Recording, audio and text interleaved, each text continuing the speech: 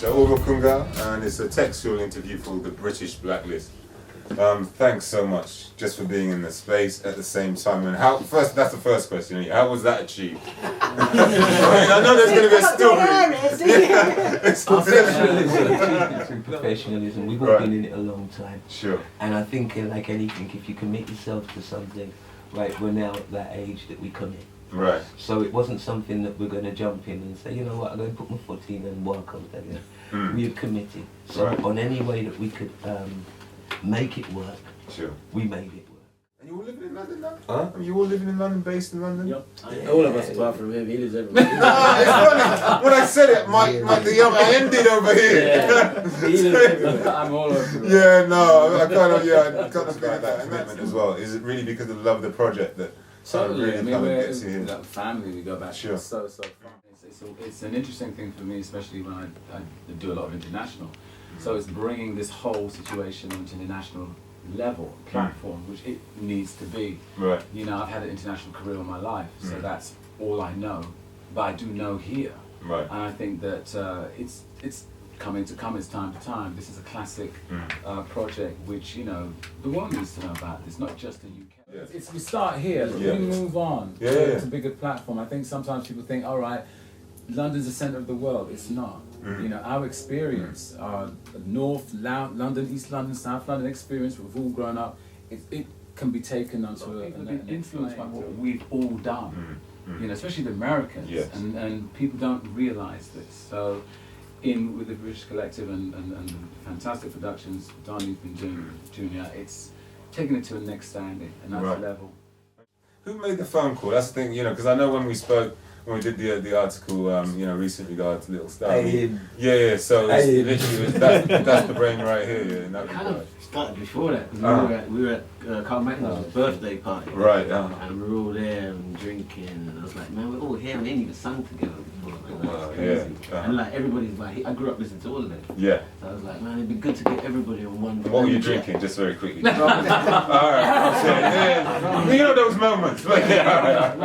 Yeah. And then Junior, I've seen it a couple of times. We mentioned it. We did that concert we done, the Legends of Soul. And I think we spoke about actually doing something before they actually put that show on. Yeah. So it's just timing really. And I was doing a Little Star album, and I thought I needed some heat for the album. You know what I mean? Get some attention. So I did wrote this song Spiritual, and I thought, bro, let me call Junior and see if he come. So when he came down and we listened to him, we kind of looked at each other and thought, we should call Carl.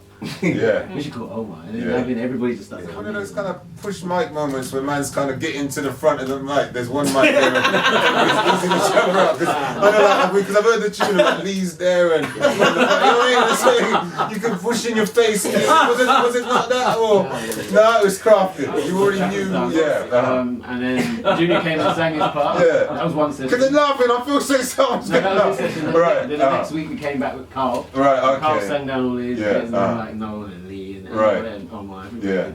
In fact, Omar's part actually, I sent him the file. He sang it where he was. I sent him the file. Because there were some wonderful things on it, and it's just like the harmony parts. We're saying some harmony parts. It's it's like getting real nice harmonic layers, like you singing a bit on another track, and I add a little bit, and you'd say, Lee, try this. It's all intertwined. What's amazing is, you're right. It's not about getting up front to sing. There ain't no lead singer. It's not that. It's a situation of it's music. But that's what I love about the whole concept as well. Is like you say, there's no lead singer in this regard. It is a collective, and it's a harmonic collective. That's the whole, and I think that I love harmonies, and that's one of the things that draws me in. We know because we're into this. All these different layers and stuff, it's what's hard is after you've recorded it and come back 6 months later and you think, what did we do there? Oh, is that me? That's just in the moment. What's amazing as well is that because obviously you all come from a certain period, at some point surely you were battling even in the charts. I mean, was that not an issue so much? I know slightly different generations, but across like when I say not battling physically, I don't mean battling in terms of being able to get leverage within the marketplace in terms of market share. Sure, that's my point, So we were used in that way. We, in terms of battling with bands, I think what the thing was in them days was that you needed to be the best because you see, when you got on there, you got some bad man coming on stage, right? Sure. So you needed to make sure that you were hot, that you were on, right? Which is the way that it should be. Right? You know, right? Because it ain't a competition, but it is a studio. Exactly. You get what I'm trying to say? It's not a bad thing. Yeah. People try to make out it's a bad thing. It's not a bad thing. Because it elevates you. Of course, your craft is elevated. You keep wanting to put your craft in that place, in that place, in that place. So you're always challenging yourself. So if he's doing the same thing, then we're competing. Right. It's not like we're competing for the same marketplace, even though we will get the same marketplace. But we just want to put out the best that we can put out. Odyssey on one stage, doing Back to My Roots. Links were doing Intuition. We were doing Body Talk. That's right. Love That's a classic. And it stays in my mind. And then in between that, the cuts were My Memory of Being With You with Smokey Robinson and Michael Jackson's One Day in Your Life. And that will always stay in my mind. That was the top of the bottom. It's frozen in time. Just as you paint that image, I mean, I'm sure ones and ones in this room are recognizing, But even so, I was in awe of Odyssey because I'm thinking, oh my God. Back to My Roots, even before that, Native New Yorker. And I was you know, and I'm thinking, wow. So I think we're fans of each other. I used to buy everyone's albums. I used to buy everyone's albums. They try and put me and Omar against each other. Like And the same thing. And likewise, exactly. There was none of that beef going on, man. But it's always I always thought that if you corporately keep us apart by inflicting the fight that we don't know is going on, right? Then we never actually talk to one another. So we never get the chance to actually work with one another in the true sense. And you feel that was a deliberate tactic in some respects, i.e. I'm going to go off and do my own thing and I can work with whoever I want to do on a collaboration, or just time just did not allow at the time. It's just timing, isn't it? Sure. Timing, I think the outlets were not the same then. It was a different outlet. Especially the 80s. You're tied very much to the record. I beg to differ because in the reggae industry, everybody collaborated, but in the soul, where these guys were getting signed, was deliberate. It's divide. Let's start the team. Yeah, the targets. I mean, everybody sort of on an independent now. They're kind of pushing. I mean, they're going, do your own thing. That's the whole industry. There is no record company. This is it, exactly. It's just a machine that connects to a TV company. Right. And then you put reality stars in the charts. Right. You know, and that's what it's all about now. They have certain artists that they will commit to. And you can actually, it's like a betting thing. You can see how long they last. You can really, because there's not an industry per se anymore. You know, it's not the dream that you grow up to. It's not the same. But when we were around, you know, the thing about it is we always wanted to do live shows. That was about it. You know, you earned from playing live, and even before you recorded, you wanted to go out live. I mean, that was my ambition, to be live, and then recording came after, and then the rest came after that. So, you know, it was a struggle, but you enjoyed it. Right. You know, now it's from the computer to Wembley. Literally. Computer, television, but Wembley. We were talking before, right? And we were talking about the fact of you from 13 and what you were doing then, what you were learning then in terms of being in the reggae field, the different mandem that you were picked up within that field, and then to come out of that field and say go into the James Taylor Quartet, which is a completely different scenario now, because the reggae thing is not getting the same view taken of it as the James Taylor Quartet.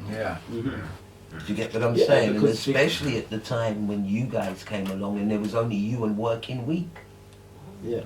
Again, exactly, and it was just the two of you until they decided that they wanted to bring my boy Jamiroquai and wipe the two of you out. My perspective as well, because I've seen all of you live in the video, and so like McCoy and McCoy family, Jamiroquai can touch them live on that kind of level. What I'm saying is at that time, Noel was doing, and the James Taylor Quartet was doing, was more relevant at that time than Jamiroquai was. But Jamiroquai was looked upon as a white Stevie Wonder.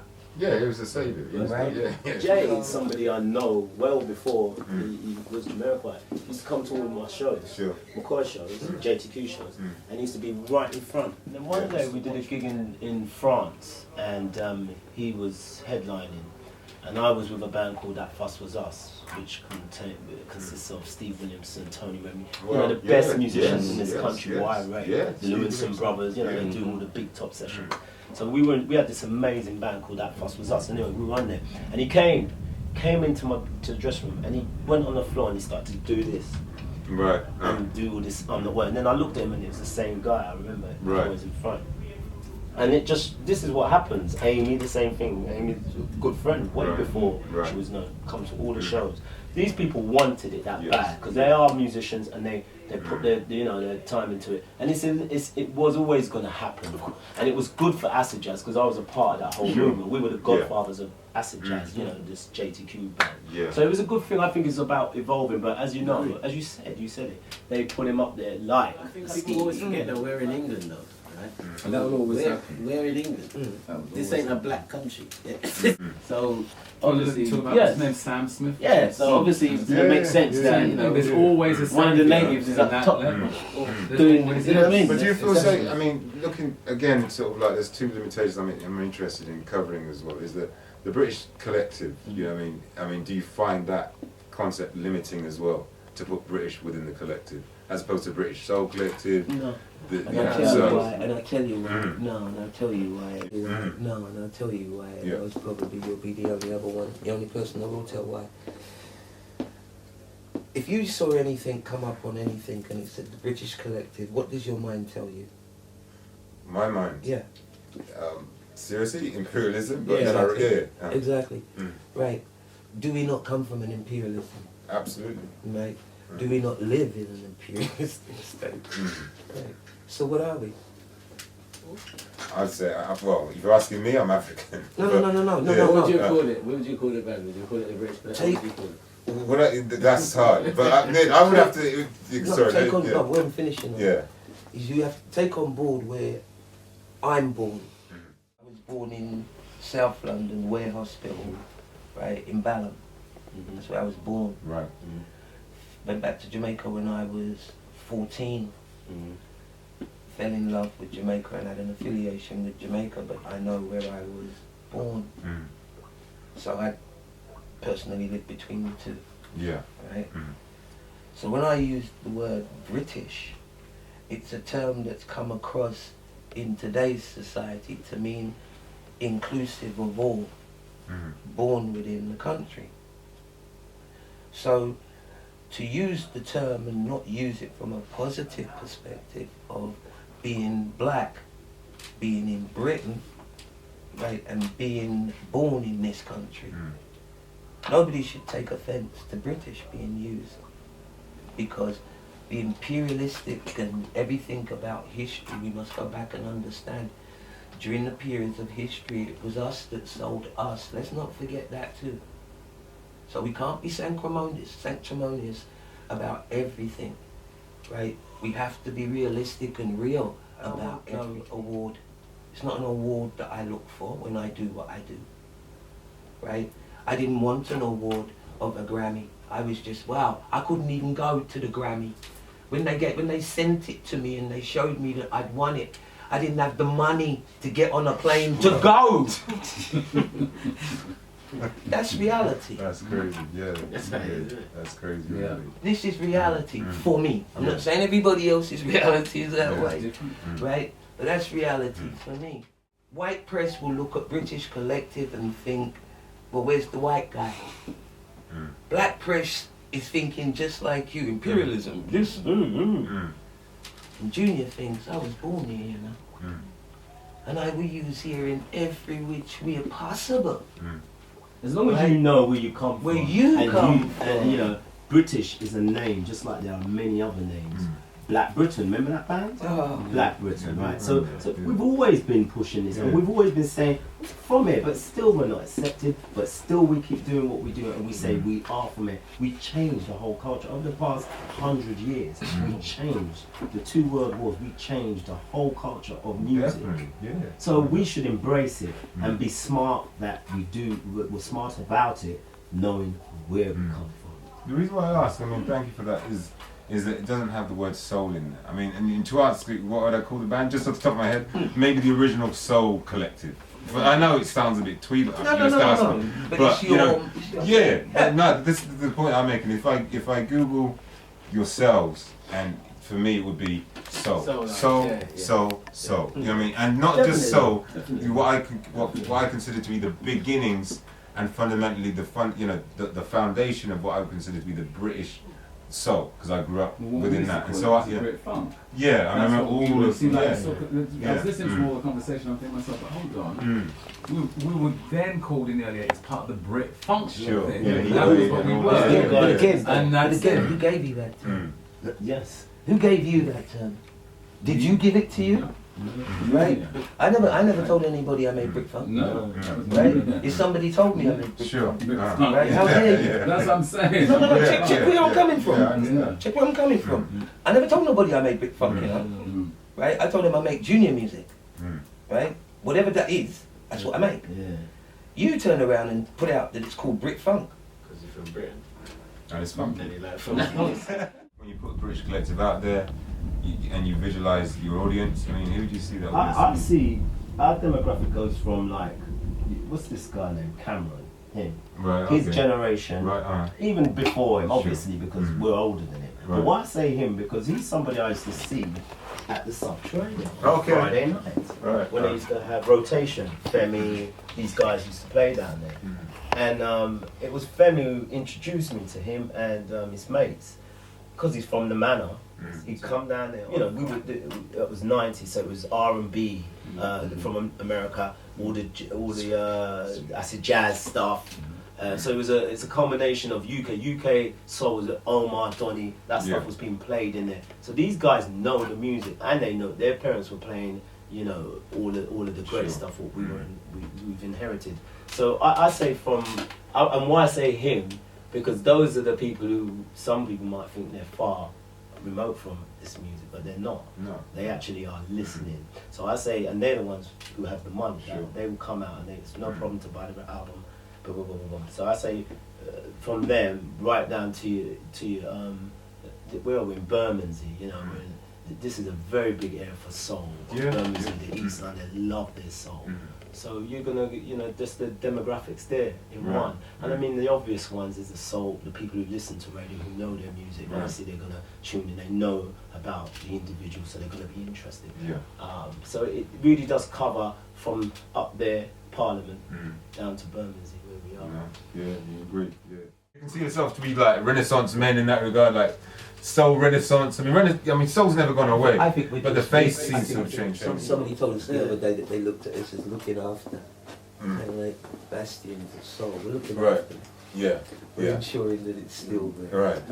We're continuing the legacy. We're still bearing it.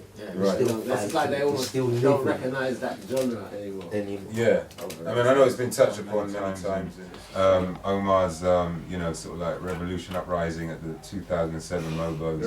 At that time, it's gone re-viral. It's like, it's ever possible. I mean, but I mean, so we can have that discussion. I mean, who do you put? I mean, the blame is a loaded term, but fault, small f, but where do you see the fault of that? I mean, is it arguably the legacy that U-Man's was not strong enough, or was it the music industry, their power was too powerful, or was it arguably the buying public were just not investing their time in your music, you know? That's a lot. Yeah, I really do. I think I mean, for me, I found that it was a whole corporate situation. And it still is there. It's all corporate. You can't mess about.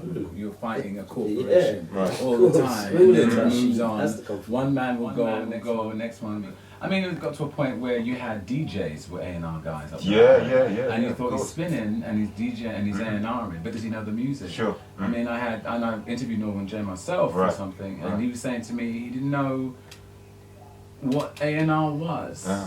Again, Yeah. Well. You know, that was what is in, and Trevor Nelson said the same thing to me. So that's showing you, and you've got people's careers and lives in your hands. Corporate, so it's all corporate. And then, you know, as soon as they break up with one hit, then they think, oh yeah, everybody says, no, we're not going to do that, but everybody does. They all follow the whole line. You've got to look like that, you've got to wear like that, you've got to be like that. That's going to work here. It's all corporate, and everyone follows. Media follows. And nowadays people are more lazy. Why? Because we've got our mobiles, we just want to do that. There's some people that don't, because, and this is a topic I talked about earlier, was that I've been meeting a lot of people from our age group who are not necessarily internet prone or mobile, but they're not techie, but they love the music. And my situation I've been having meetings about is how do we reach these audiences, because they're not going to go online to your thing, because how do they get there? There's a whole wide demographic of people who are into this, and we need to reach them too. Because and this is a situation when I'm in a discussion with people about how we can get to that, because they want the music, they're starved of it, they're starved of that whole situation. They're not interested in the corporate or what happened, you know. They just like what they like. And to be honest with you, that's what the British Collective, we are a corporation. It is a corporation. The collective is about. You like it, you feel it. I think when you start digging the grave and start, then it becomes something like a corporate situation where like, how did you get this? I'm doing it because I love it, I'm feeling it, that's it. That's the truth for me. You know, I don't want to get into a situation where all of a sudden it becomes something so elite that you can, you know, too elite, is that the word elitist? I want to feel it, I want to, you know, do you like this track? Do you like, are you into it? And that's it. I come from the generation where we went to Crackers and we had fun and we funked and we danced and stuff, and that what gravitates, and that's how we connect. We MIDI each other because we come from that thing. We mix the reggae with the soul, and let's keep it about the music. Let's keep it about getting it to the people. Once it starts getting into another level where all of a sudden we're talking about certain rights, if you're talking about one particular song, then cool, but I think that keep it about the music. Let's keep it to the level where people, because people are fed up, they want to enjoy. I feel they want to enjoy. Everybody's so the timing of us having our first performance to the world, going out there, it's with Tony Blackman. He's the guy who, apart from like Robbie and a few other, Robbie Vincent, he's the guy who England really, you know, because he was already successful in this, we know his history, and he said upon himself, I'm going to play this music. I don't care what anybody says. I'm going to big up this music. That's what he did. And look, what perfect setting. 20-30 years on. So, you know, everything, you know, this is that station, you got your Robert Elms. These are the guys who, they were around us. They were there. They were there. And that's why they're, that's right. But we've got community stations. I mean, when you say about reaching as well, London has the most community stations of anywhere pretty much in the world. And it's when, go on. They need to support something that's going to go viral, because we need to talk about them and they're important. And we need a platform for them to be. The importance of these, if you want to call them pirate stations, are integral to our West Indian heritage continuing, right, to maintain itself going through. But they're looked upon as being little insurgents into an area that they're trying to wipe out. Always have been. But when you say about reaching demographics, that has to be part of the program. These community stations, what you notice, they're for the community, obviously, of that area. People who tune into them will know about them. But back in the day with the pirates, you had your pirates in each part of London, and they would put on dances, and you, as an artist, UK artist, you would perform at these places. But what I found with these community stations, because it's so easy to get the license, I think is there's so many of them, but there's no cohesion. That's so true. So we, as a collective, if we was to, well, I'm sure it's going to happen. There's got to be some kind of a campaign where we are linked with the best of these. We've got a certain amount of people listening. It's very important because, but they're so sporadic that, you know, you'll miss maybe 50. You see, I think, I agree with what you're saying, but see, from where I'm coming from, I think that it's important that they understand that they must. And I used to work our community. So it's not a thing about giving them and hoping, right? As I said to you, you know what my mindset's like. So I'm not hoping, you get on it. I'm not asking you, please sir, do it. Because it's us. One saying no, you get what I'm saying? Because it's never been done before. You get what I'm saying? It's not in itself, but you get what I'm trying to say. It's duty bound. It's incredibly important. No, what I'm saying is, it's incredibly important for our children's history. Incredibly important. No, it's legacy. I mean, this is you know, this is the thing. my youth, I have I'm old enough to have grandchildren, right? And my 3-year-old granddaughter, right, will put on something and she's singing away and this, that and the other, and she'll say to me, where does that come from, Granddad? Because now she knows that everything that's being played, I'm saying to her, that's from this, that's from this. So before I even say it, where does it come from, Granddad?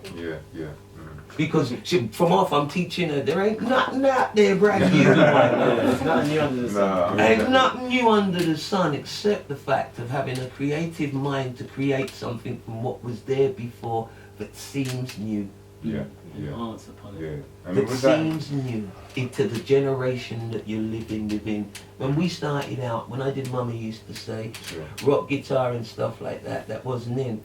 10 years later, a lovely guy come along called Roachford and did a tune called Cuddly Toy, which I thought was the lick, the absolute lick, and went on to make some incredible music that I don't hear nobody talking about. Seriously, no, there's lots of travesties. I mean, this is you know what I'm saying? And this, to me, right, was that important. If you can get what I'm saying, after just saying it, it became that important to me when Don and I were in there and we're working on people's vocals and stuff. It's not a thing about, oh boy, you know, Junior, you have to sing more. Donnie, you should sing more. None of that. We have Rick Clark on a tune and Rick says 7 words. But when you hear the tune without it, right, we're doing it on the show, and even without it, right, I miss Rick's voice. Right. There's another track we're on, right, and Lee does, I'm doing lead and Lee does an ad-lib, and it's just ad-lib, but it wouldn't be the tune without the ad. Do you get what I'm trying to say? There's another tune where Lee's doing lead and Noel comes in at the end, which will be very controversial when it comes out and people look at it from the perspective of where we from. I was actually there. Creating the show. No, not yet. Have you heard it? When you look at that period, and I don't know if it's more important now as you look back at it and think, wow, what, you know, achieved so much, you know, like maybe from South London ends and Norton, you know, like what you achieved going to the States, and, you know, D'Angelo, all them man kind of saying, well, I love this music from these people. The first time I went to LA, and I was doing this interview, and my manager turned around and said, Stevie Wonder wants to meet you. And I couldn't move, I just sat there, I didn't know what to do. I just sat there, Stevie Wonder wants to meet me, and he's next door.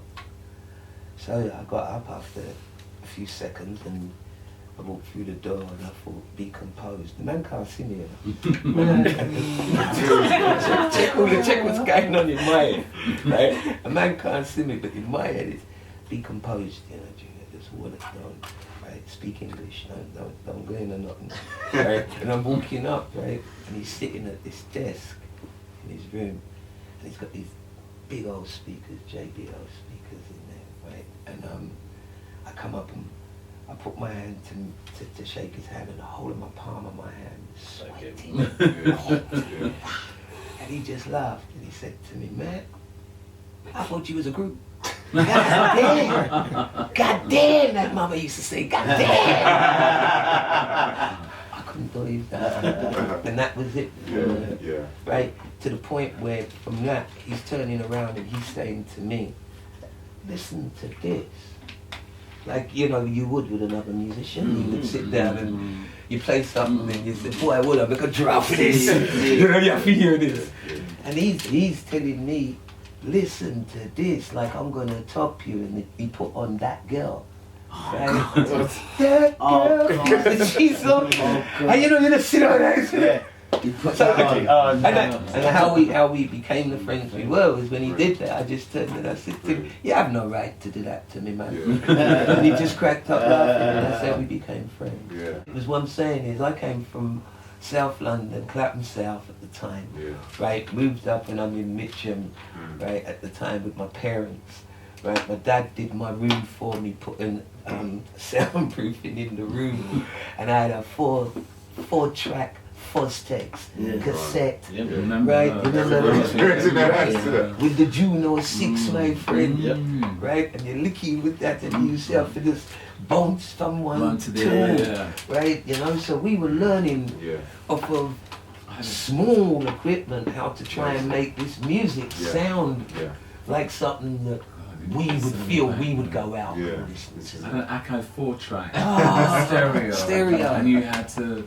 It was reel to reel, and I remember, and when we were first doing the First Imagination album, I would sit at the bottom of the quarter-inch machine because we bounced from half-inch to quarter-inch, spinning the vocals, and I'd sit there and I'd take all the outtakes and bring them home and re-edit them to do my own mixes. You know, because we were listening to pirate stations, and I was thinking like, if I edit them, I've got my home somewhere. And they're like, you know, So Good So Right or Burning Up, I've got all these different things. But it was the youth turned around and they heard that Mama used to say and said, "Fuggish, rubbish, bone." Right? It's my tune. Right? Warren G, do you see what I see? It's my tune. Heavy D, right? Is it good to you? My tune. Lighthouse Family, my tune. Right? So we've not been playing during the time that we've been here. We have been affecting big time, worldwide.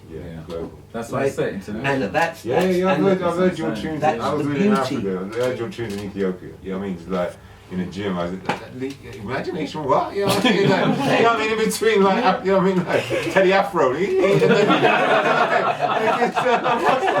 So it's like, yeah, man. So they don't even know. I mean, it's amazing. But like, and so just lastly, very quickly, is like, so young ones now coming up. I mean, you know, if you had to think of who's carrying like, apart from Donnie, apart from Donnie, like, who would you kind of say, okay, I'm gonna pass my mantle on? What, you know, I should ask Donnie really. But like, who would you give a name check to? I mean, I know we've spoken before. I know you mentioned Miss Witter. You know what I mean? But like, who you feeling now from arguably a British soul collective? Doesn't have to be necessarily a black youth. Can I say something like that? I'll say somebody who I've been working with lately. Yeah. A lady called Annabelle Witter. That's my friend's daughter. Her name's Cece. She was on X Factor. Alright, look at this X Factor. What's going on? They come from there. That seems to be the only route for singers. If you're a singer now, that's the route you go through. It's hard to look at. Okay. Alright. I mean, this is the thing. I mean, it's a big question, but I'll make it small if you can answer it small. So where is the soul school? Why, you know, I've seen Pauline Quirk's got her academy going up there for actors. Where is the British soul school? I mean, this is like masterclasses, workshops, little thing at Stratford Circus. Okay. I've done stuff in Annerley, MTV Base. I did some bits. Right. So I'm trying to get like. Let's get that concrete. I can see that. Degree courses in vocal, and it's something what I had to stop doing because I wanted to do me again. So in terms of that, my whole I have a future plan where I have my own academy, and it's so that's the future. Beautiful. Great. Alright, thanks so much for your time. That's nice when it's